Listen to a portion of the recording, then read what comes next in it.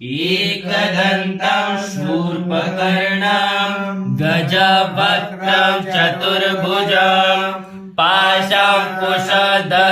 देवं ध्यायेत् सिद्धिविनायकं ध्यायेत् गजाननं देवं तप्तकाञ्चन सन्निभं चतुर्भुजं महाकायं सर्वाभरणभूषितं दन्ताक्षमाला परशुं पूर्णमोदकधारिणं मोदकासक्तशुण्डाग्र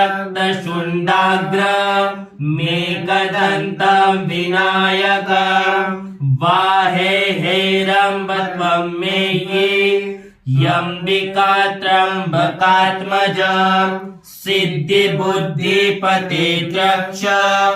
लक्षलाभ पितुः पितः नागस्यं नागहारं त्वां गणराजं चतुर्भुजं भूषितं स्वायुधैर्दिव्यैः पाशाङ्कुश परश्वरैः आवाहयामि पूजार्थं रक्षार्थं च मम क्रतोः इहागत्य गृहाण त्वं पूजां यागं च रक्ष मे।